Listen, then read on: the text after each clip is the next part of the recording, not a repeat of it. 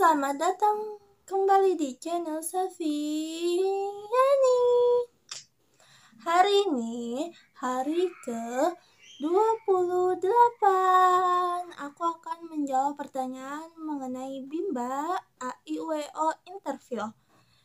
Oke, kita langsung aja jawab pertanyaannya. Jadi ada pertanyaan-pertanyaan dari bagian A sampai bagian B. Oke, jelaskan apa yang dimaksud dengan kegiatan bermain baca-bacaan. Kegiatan bermain baca-bacaan adalah kegiatan bermain yang dilakukan untuk menumbuhkan minat baca. Minat baca untuk siapa nih? Untuk anak-anak.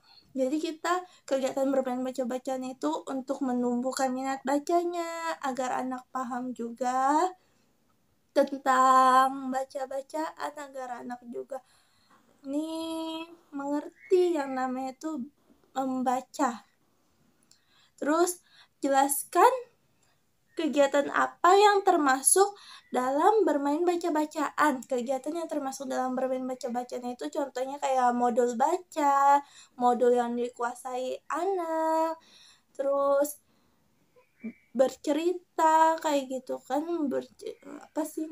Bercerita kan pasti dia nulis nih. Nanti kalau dia nulis otomatis dia harus membacanya. Terus bisa juga dengan dongeng kayak gini ya, buku cerita atau buku dongeng. Bisa juga dengan cara berbahasa Bimba. Terus apa sih tujuan dari kegiatan bermain baca-bacaan ini? Tujuan dari kegiatan ini tuh tujuannya agar anak ini suka sama kegiatan bermain baca-bacaan. Bukan hanya suka aja nih, tapi anak ini juga paham, mengerti, terampil dalam bermain baca-bacaan. Jadi anak ini namanya tuh bisa gitu ya, saat kita tes membacanya dia bisa membacanya dengan lancar kayak gitu. Terus kapan nih kegiatan bermain baca-bacaan ini dilakukan oleh motivator? Kegiatan ini dilakukan oleh motivator itu sesering mungkin atau misalnya diselang-seling, entah itu saat di awal mulai maupun di pertengahannya kayak gitu. Kita harus seling-selingin kegiatan bermain baca-bacaan, karena baca-bacaan ini termasuk kegiatan yang penting untuk anak-anak. Karena baca-bacaan ini termasuk kegiatan yang utama yang harus diprioritaskan. Karena apa ya?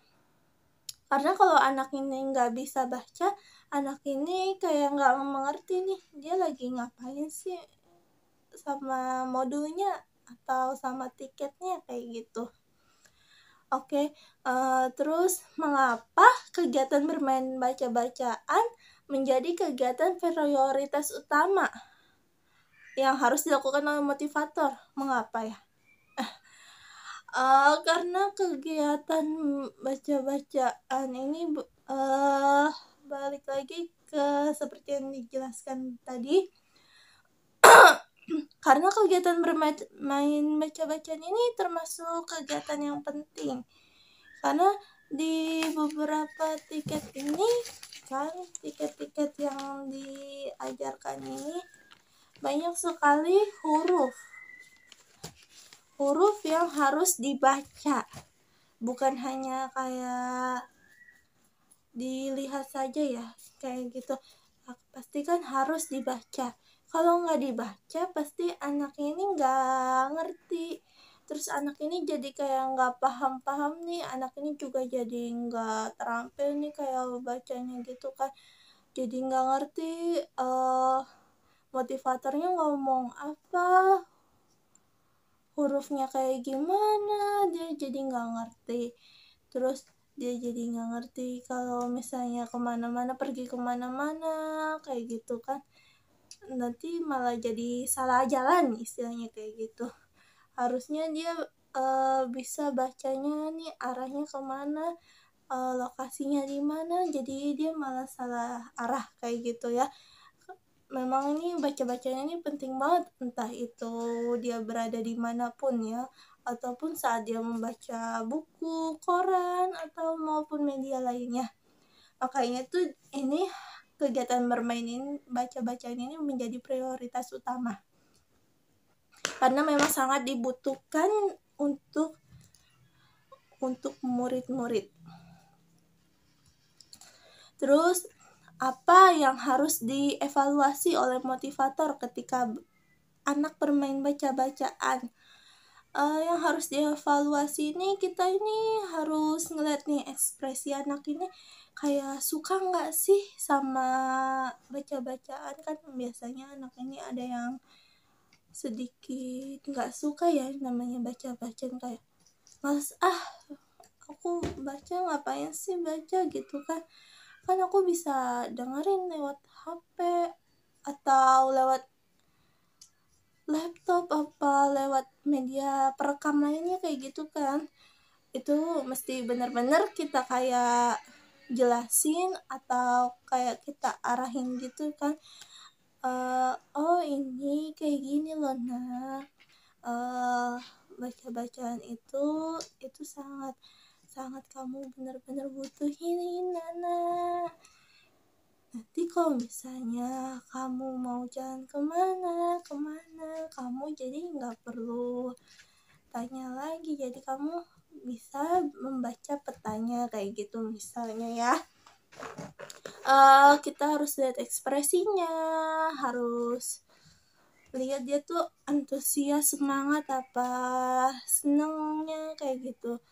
Selain itu kita juga lihat dia nih bener-bener paham apa kayak cuman sekedar dengerin aja tapi nggak mengerti gitu ya, nggak mengerti yang kita beritahu, yang kita yakinkan ke dia kayak gitu. Selanjutnya, bagaimana cara menerapkan kegiatan bermain baca-bacaan bersama anak? Kita nih bisa menerapkan ini tuh dengan seperti teori Bandul ya caranya. Jadi kegiatan utama kan baca-bacaan. Nah, kita jangan kayak selalu baca terus, tapi kita harus cari kegiatan selingan, misalnya mewarnai, menggambar. Nah, otomatis anak ini jadi nggak bosen kan bermain baca-bacaan. Nah, kalau dia nggak bosen nih, kita bisa kasih lagi nih kegiatan baca-bacaannya lagi nih, kita selipin gitu kan. Nah, otomatis anak ini bisa baca bacaannya, jadi kita juga gampang gitu ya nerapinnya kayak gitu, dan anak juga jadi nyaman, jadi senang. Jadi saat kegiatan bermain baca-bacaan ini kayak bukan kegiatan yang beban gitu kan. Makanya kita harus mencari cara kayak misalnya kasih kegiatan selingan kayak gambar, mewarnai, terus kayak main tebak-tebakan kayak gitu. Juga bisa kayak misalnya kita kasih buku cerita kayak gitu bisa, atau enggak kita kasih gambar tapi nanti ada huruf-hurufnya kayak gitu. Nanti kita ajak dia untuk membaca huruf-hurufnya, atau enggak kita cari cara dia suka kegiatan apa sih. Misalnya dia tuh suka kegiatan mewarnai, terus kita sambil berdialog juga, sambil berbahasa Bimba, sambil kita misalnya nyanyi kayak gitu. Pokoknya kita arahin aja, kita sekreatif mungkin. Motivatornya harus benar-benar mengarahkan anak-anak. Terus apa dampaknya nih kalau motivator nih tidak menerapkan permainan baca-bacaan? Dampaknya jika motivator ini nggak nerapin bermain baca-bacaan, wah anak ini jadi benar-benar anak ini nggak bisa sama sekali yang namanya tuh mengenal huruf, anak ini bener-bener kayak apa ya istilahnya tuh jadi gelap gitu ya dunianya gitu.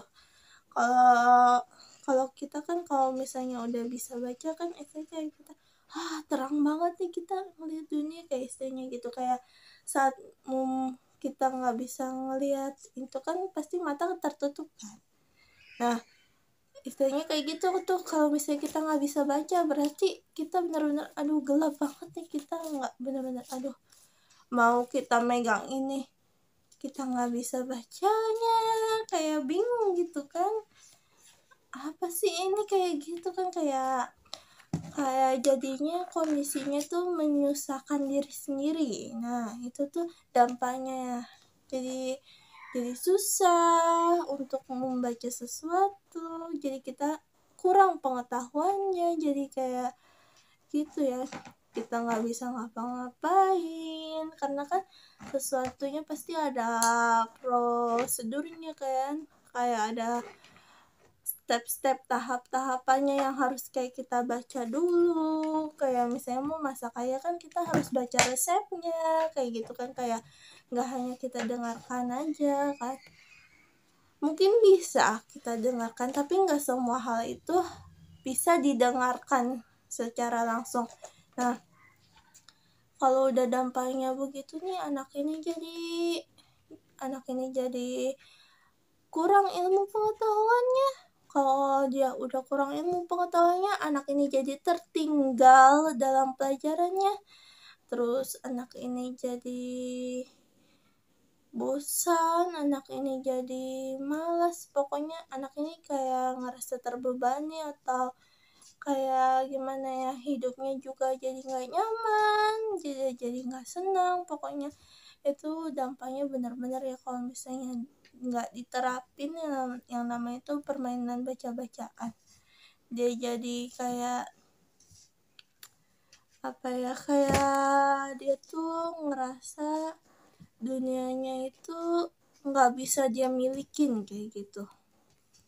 Oke, bagian A sudah selesai.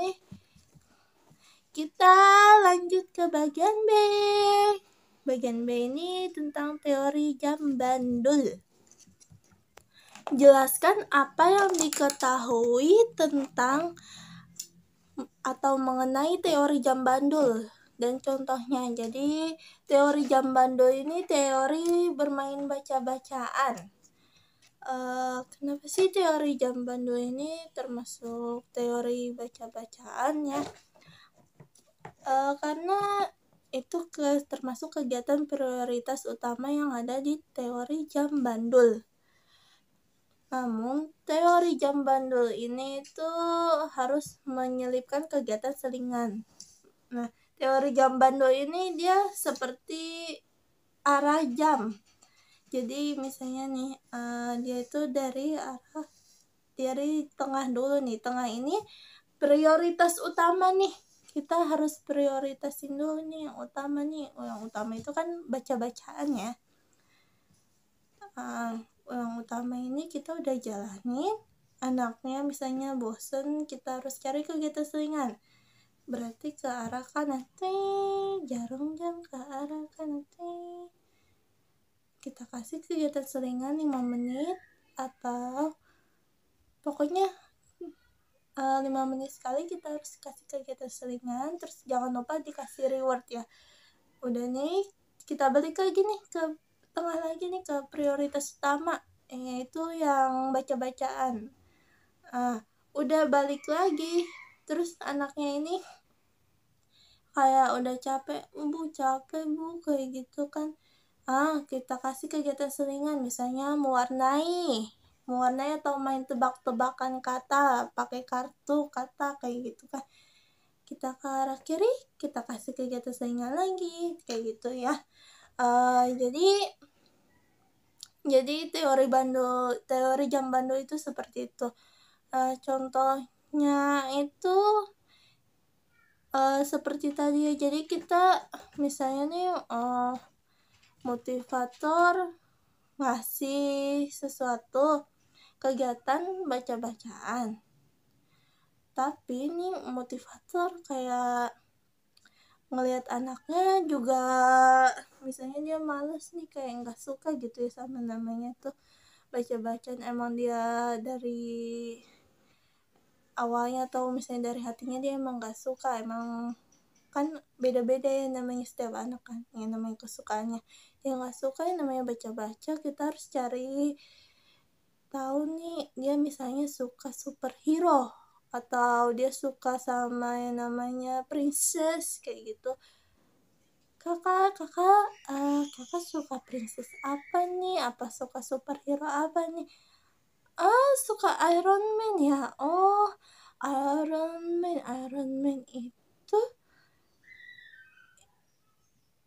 pernah ini enggak sih Kak? Iron Man itu pernah jalan-jalan enggak sih Kak? Pernah. Wah, oh kok Iron Man bisa jalan-jalan ya Kak? Kayaknya Iron Man ini itu deh Kak, dia bisa jalan karena dia ini Kak, main baca-bacaan. Atau enggak, jangan langsung begitu juga, ini agak terlalu apa ya, terlalu langsung juga agak bikin anak juga nggak terlalu suka. Mungkin kayak misalnya kita arahin ke Iron Man-nya.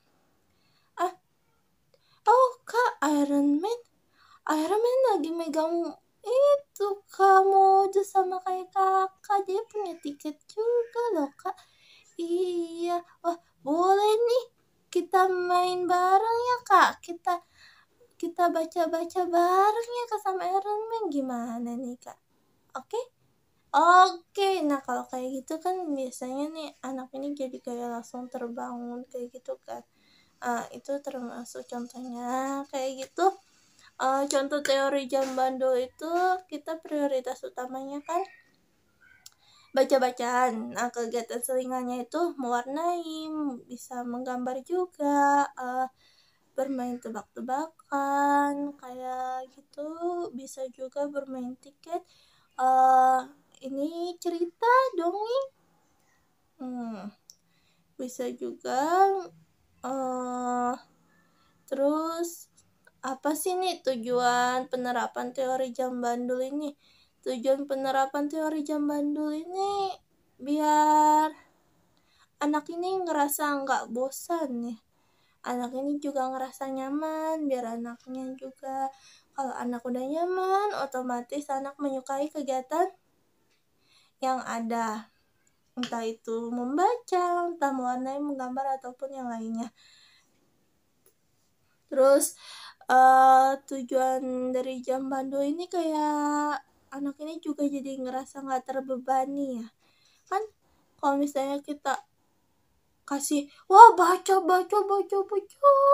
terus kan dia pasti kayak ngerasa ya Allah beban banget ya, masa baca mulu kayak gitu kan, pasti ada rasa kayak gitu. Nah, itu jangan sampai. Makanya kita kayak sebisa mungkin kita harus menuju tujuan yang menyenangkan. Agar teori jam bandul ini tuh benar-benar terasa saat diterapkannya itu. Terus kapan sih nih motivator menerapkan teori jam bandul? Ya, teori jam bandul ini diterapkan nih saat kita lihat dulu nih kondisi anaknya nih.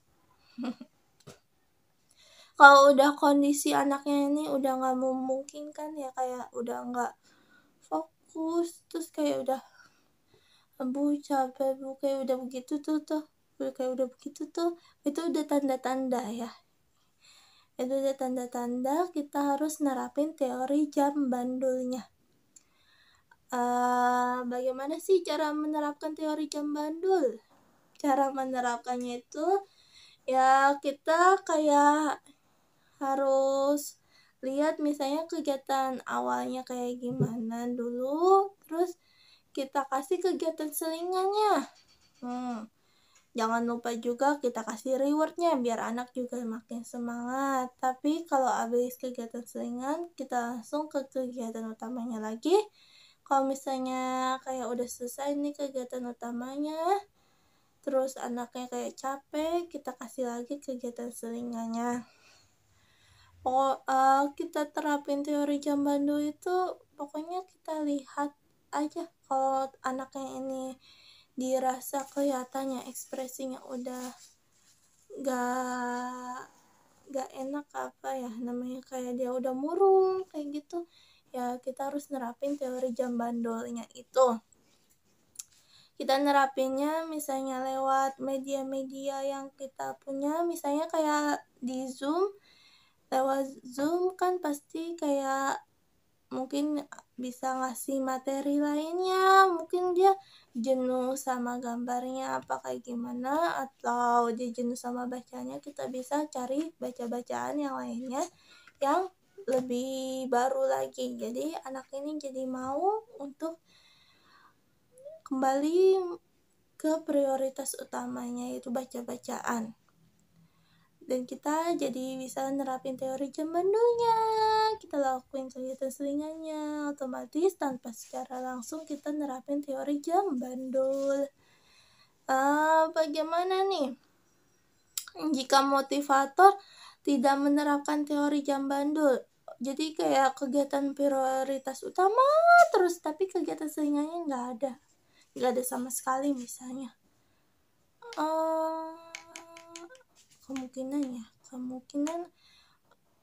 Kemungkinan motivator ini akan akan dikomplain kayak gitu ya, akan dikomplain sama anak-anaknya kemungkinan. Dan motivatornya ini jadi bisa ngeliat nih anaknya ini jadi nggak seneng kalau motivatornya nggak nerapin teori jam bandul ya. Itu pasti nanti langsung keluar tuh ekspresi anak yang kayak nggak seneng, nggak semangat lagi, udah 5L deh, lemah latih lesu lunglai. Udah itu bakalan terlihat oleh motivator. Terusnya anaknya jadi bosen, bisa aja, aduh bahaya banget ini, anaknya juga jadi kayak nggak mau bimbel lagi, itu bahaya banget ya kan. Kalau misalnya kita nggak nerapin teori jam bandul, ntar dia bisa kayak ngerasa namanya bermain baca-bacaan itu jadi beban pikiran, ya Allah, udah kayak ini kayak punya cicilan gitu ya kan.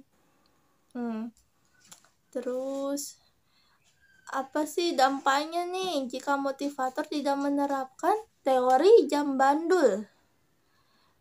Dampaknya anaknya bisa aja nih jadi nggak mau belajar lagi. Anaknya minta diganti motivator, itu lebih parah ya.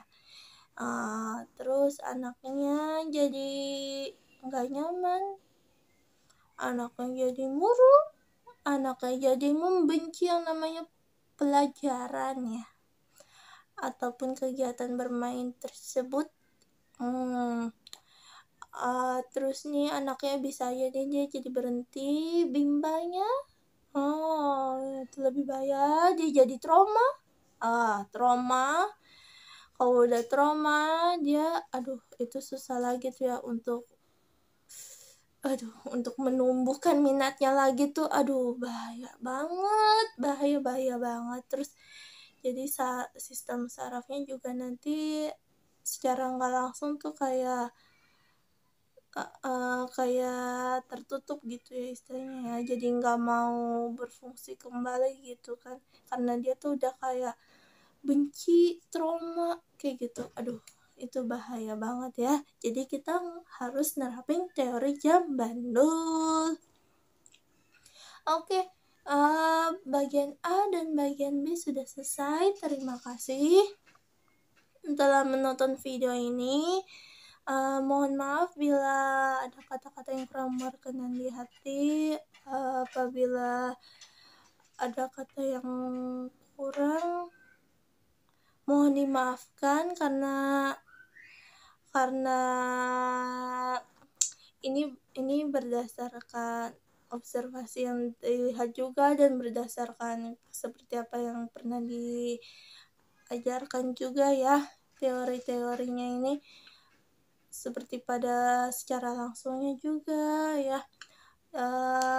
Jadi untuk tugas hari ini aku akhiri, tugas hari ke-28 dan semoga motivator semuanya selalu semangat dalam memberikan arahan-arahan untuk anak-anak, dan jangan sampai anaknya ini ngerasa kayak gak menyenangkan. Kita harus mencari cara, ide-ide, selalu kita harus mencari ide-ide yang cemerlang ya. Kita harus rajin-rajin mendekatkan kepada anaknya nih, biar anaknya juga semangat, biar kayak kayak sohiban kayak gitu ya, istilahnya kayak sohiban nama kita, jadi kayak bukan benci. Motivator apa sih, mungkin mereka nyebutnya guru ya, jadi kayak jangan sampai kita dibenci gitu kan. Kita harus disenengin dan kita harus menyenangkan ya. Kita harus timbal balik ke anaknya juga, dan kita terus semangat jaga kesehatannya. Kita udahan dulu ya tugas ke-28-nya. Sampai jumpa di video selanjutnya. Terima kasih semuanya. Love you.